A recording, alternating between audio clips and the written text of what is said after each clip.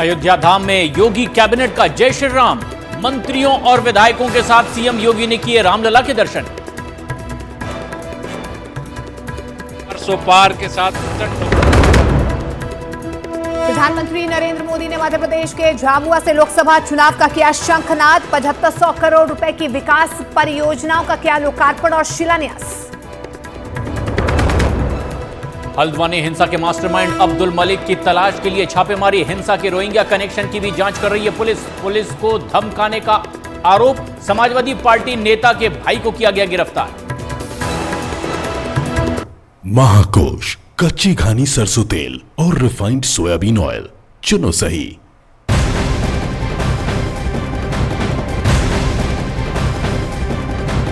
और बिहार की सियासत से जुड़ी एक बेहद अहम और बड़ी खबर। कल होगा फ्लोर टेस्ट, लेकिन जेडीयू की बैठक में 33 विधायक ही पहुंचे। मंत्री विजय चौधरी के आवास पर यह बैठक हो रही है, लेकिन इस बीच जानकारी मिल पा रही है कि फिलहाल सिर्फ 33 विधायक ही पहुंचे। मुख्यमंत्री पहुंच चुके हैं।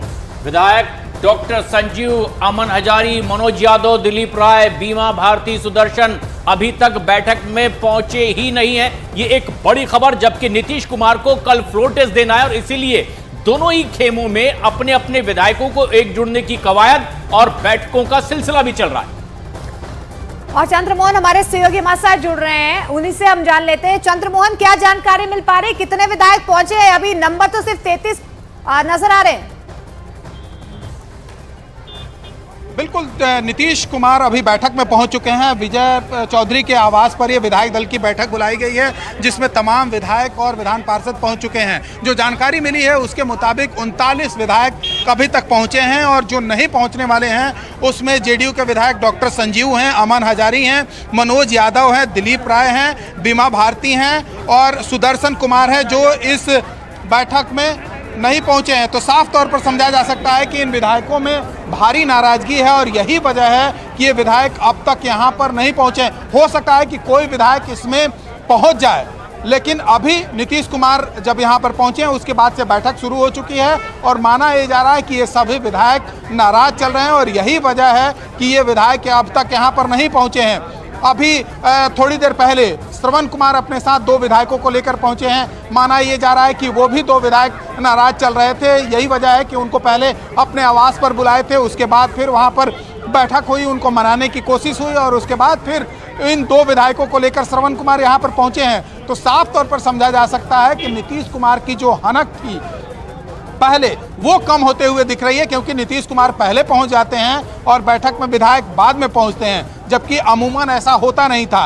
नीतीश कुमार के आने की सूचना जैसे ही विधायकों को, नेताओं को, विधान पार्षदों को मिलती थी, उससे पहले वो वहां पहुंच जाते थे। और आज या फिर कल की बात करें, श्रवण कुमार के घर पर जो भोज का आयोजन किया गया था वहां पर नीतीश कुमार पहुंचे, लेकिन वहां पर भी विधायक सभी नहीं पहुंच पाए थे, जिसको देखकर नीतीश कुमार नाराज हो गए और उसके बाद फिर वहां से 5 मिनट में निकल गए। तो साफ तौर पर समझा जा सकता है कि जो विधायकों की नाराजगी है नीतीश कुमार के प्रति, वो शायद कम होते नहीं दिख रही है और यही वजह है कि कल भी 6 विधायक नदारद थे और अभी भी जानकारी जो मिली है उसके मुताबिक 6 विधायक नहीं पहुंचे। हो सकता है कि इसमें कोई इक्का दुक्का विधायक पहुंच जाए, लेकिन यह पुख्ता जानकारी मिली है कि 5 विधायक यहाँ से गायब रह सकते हैं इस बैठक से। तो देखिए, लगातार यहाँ पर सस्पेंस बरकरार है कि नाराजगी आखिर क्यों है, लेकिन बिहार विधानसभा में विश्वास मत से पहले फिलहाल चारों ही बड़े दलों के बीच क्या स्थिति है वो भी आपको दिखाते हैं। अब से थोड़ी देर पहले ही बीजेपी विधायक बोधगया से पटना के लिए रवाना हुए और बस के जरिए बीजेपी विधायकों को पटना लाया जा रहा है और अब थोड़ी ही देर में पटना में जेडीयू विधायकों की जो बैठक हो रही है, लेकिन बताया जा रहा है कि उसमें भी जेडीयू के पूरे विधायक नहीं पहुंचे अब तक। देखिए, 39 विधायक पहुंचे हुए हैं जेडीयू के, ये जानकारी मिल पा रही है। 45 को पहुंचना है। कल भी हमने देखा जब भोज हुआ था तो 6 विधायक जो पहुंचे नहीं थे, लेकिन इन 4 तस्वीरों के जरिए आप समझने की कोशिश कीजिए कि किस तरीके से कल फ्लोर टेस्ट है और उससे पहले अपने अपने खेमे को मजबूत करने की कोशिश की जा रही है, फिर वो जेडीयू हो, आरजेडी हो या कांग्रेस हो। कांग्रेस के विधायक हैदराबाद से आ रहे हैं, आरजेडी के विधायक आपने देखा पहले तेजस्वी यादव के आवास पर बैठे हुए हैं। जेडीयू में विधायक दल की बैठक हो रही है, मुख्यमंत्री पहुंच चुके हैं, लेकिन 39 विधायक ही पहुंचे हैं। अभी फिलहाल 5 जो विधायक है वो नहीं आए हैं, नाराज चल रहे हैं। और इसके साथ ही हैदराबाद में मौजूद कांग्रेस के विधायक अब से थोड़ी देर से में ही हैदराबाद से पटना के लिए उड़ान भरेंगे, लेकिन पटना के लिए स्पेशल चार्टर्ड प्लेन से कांग्रेस के विधायक रवाना होने वाले हैं और इसके साथ ही आरजेडी विधायकों को एकजुट करने की कवायद भी शुरू है। देखिए, जिस प्रकार का भय और असुरक्षा का वातावरण कांग्रेस पार्टी और आरजेडी के खेमे में है, उससे स्पष्ट है कि 12 तारीख के शक्ति परीक्षण में हम लोग विजयी होंगे। कांग्रेस पार्टी अपने विधायकों को हैदराबाद में कैद में रखे हुए है और तेजस्वी यादव के आवास को एक बाड़ा बना दिया गया है, जिसमें आरजेडी के विधायक रह रहे हैं। इसी से साबित होता है कि दोनों खेमों में किस तरह से अनिश्चितता का वातावरण। और कल फ्लोर टेस्ट से पहले ही बाड़ेबंदी शुरू हो चुकी है। जेडीयू की क्या रणनीति रहने वाली है, यह देखना भी बेहद दिलचस्प होगा। लेकिन विधानसभा के मौजूदा स्पीकर आरजेडी कोटे से हैं और उन्होंने विधानसभा की कार्रवाई से पहले इस्तीफा देने से इनकार भी कर दिया है। और ऐसे में संविधान क्या कहता है और जेडीयू कल क्या करने वाली है, ये बताया मौजूदा डिप्टी स्पीकर महेश्वर हजारी ने। जी, हमारे पास विधानसभा के उपाध्यक्ष है महेश हजारी जी। हजारी जी, जो सवाल उठाए 122 का, ये संवैधानिक औचित्य इसका क्या है? अब देखिए, चूंकि कोई भी संस्था नियमावली से चलती है।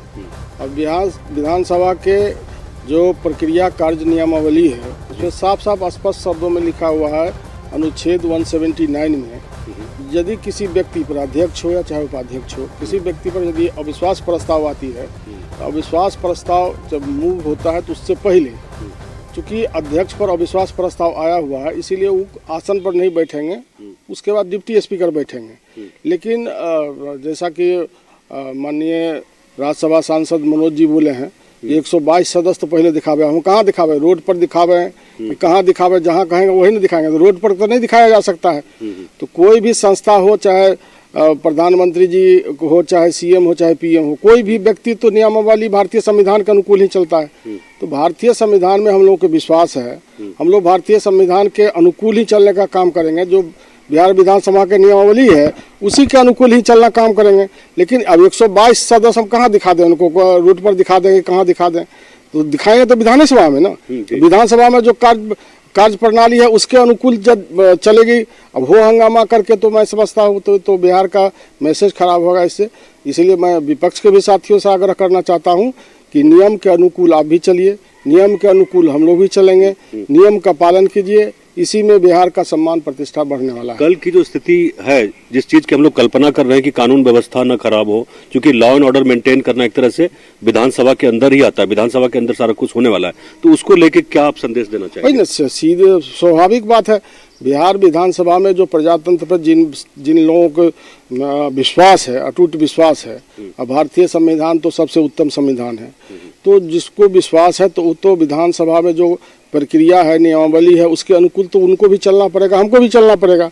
इसीलिए मैं तो कहता हूँ जो शांतिपूर्ण सब कोई बैठ करके जो भी होगा वहाँ दूध के दूध, पानी के पानी किया जाएगा। उसमें कहीं कोई किसी के मन में ये नहीं है जो हम ऐसा कर लेंगे वैसा कर लेंगे। सत्ता पक्ष में रहते हुए भी कोई व्यक्ति यह नहीं कह सकता कि सत्ता पक्ष के लोग खरीद फरोख्त किया, तोड़ने की कोशिश की गई। जिन लोगों के बारे में मालूम है स्वयं जानते हैं, सबको जानता है कि कौन लोग क्या कर रहा है। 122 वाला जो सवाल उठा रहे तो उसका क्या मतलब क्या रह जाता है फिर? 122 दिखावे चाहे 128 हम दिखाएंगे तो सदन में जी, पहले हम कैसे दिखा देंगे? उन लोगों की मंशा है जो